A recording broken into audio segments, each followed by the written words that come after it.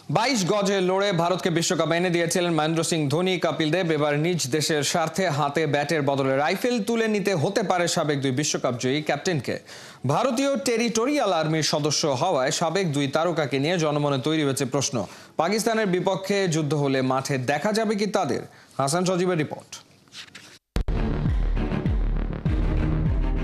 IPL এর খেলা স্থগিত, দল বাদ পড়েছে আগেই।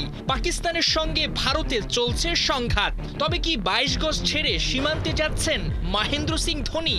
ব্যাট প্যাট রেখে হাতে তুলবেন রাইফেল, গায়ে জড়াবেন সেনাবাহিনীর পোশাক, দেশের জয়ে খেলবেন গোলা বারুদ নিয়ে, যুদ্ধের ময়দানে উড়িয়ে দিবেন পাকদের।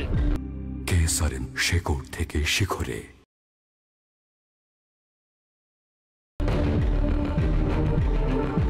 ক্ষণে ক্ষণে ভারত পাকিস্তান সংঘাত রূপ নিচ্ছে যুদ্ধে। দুই দেশের জীবনযাপনে নেমে আসছে অস্থিরতা। নিরাপত্তার স্বার্থে অনেক খাতে যুক্ত হয়েছে যদি কিন্তু না। কোটি কোটি ভক্তদের মাঝে তৈরি হচ্ছে প্রশ্ন, তবে কি ভারত পাকিস্তান যুদ্ধ হলে ভারতীয় সেনাবাহিনীতে যোগ দেবেন মহেন্দ্র সিং ধোনি? ক্রিকেটের বাইরে মাহির আরেকটা পরিচয়, তিনি টেরিটোরিয়াল আর্মির লেফটেন্যান্ট কর্নেল। 2011 সালে বিশ্বকাপ জেতার পর ভারতীয় সেনায় যোগ দেন ধোনি। 2019 সালে টেরিটোরিয়াল আর্মির গ্রাউন্ড ট্রেনিং এ অংশ নেন তিনি, যেখানে টহল দেওয়া, পাহারা দেওয়ার মতো কাজও করেছিলেন ভারতের সাবেক কাপ্তান। এখন প্রশ্ন হলো, ভারত পাকিস্তানের মধ্যে উত্তেজনাকর পরিস্থিতি তৈরি হলে আর্মির পোশাকে কি মাঠে নামতে দেখা যাবে ধোনিকে? সাধারণত খুব বেশি প্রয়োজন না পড়লে টেরিটোরিয়াল আর্মিকে ব্যাটেলফিল্ডে নামানো হয় না। মূলত ভারতীয় সেনাবাহিনীকে সহায়তা করাই টেরিটোরিয়াল আর্মির কাজ। তবে যে পরিস্থিতি তৈরি হয়েছে তাতে করে এখনই সক্রিয় করে দেওয়া হয়েছে টেরিটোরিয়াল আর্মিকে।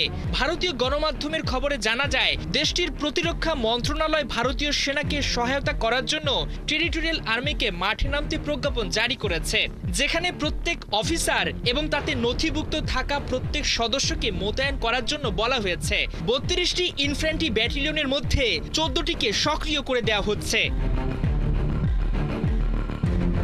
মহেন্দ্র সিং ধোনি এই টেরিটোরিয়াল আর্মির অফিসার। নিজেদের ক্ষেত্রে ভালো কাজের জন্য তাকেই মর্যাদা দেওয়া হয়েছিল। তবে যুদ্ধ পরিস্থিতি তৈরি হলে অবশ্যই দায়িত্ব পালন করতে হবে ধোনিকে। মাহির মতো সাবেক ভারতীয় তারকা কপিল দেবও 2008 সালে টেরিটোরিয়াল আর্মিতে যোগ দেন। পরে সেনাবাহিনী তাকে লেফটেন্যান্ট কর্নেল পদমর্যাদা দেয়। ভারতীয় গণমাধ্যমে দাবি, পাকিস্তানের সঙ্গে যুদ্ধ বাঁধলে ধোনি কপিলদের হাতে তুলে নিতে হবে রাইফেল, খেলতে হবে গোলা বারুদ নিয়ে। যদিও এই মুহূর্তে সেই পরিস্থিতি তৈরি হয়নি, তবে যেভাবে সংঘাত বাড়ছে তাতে মানসিকভাবে প্রস্তুতি নেওয়াটাই হবে বুদ্ধিমানের কাজ। হাসান সজীব, 71।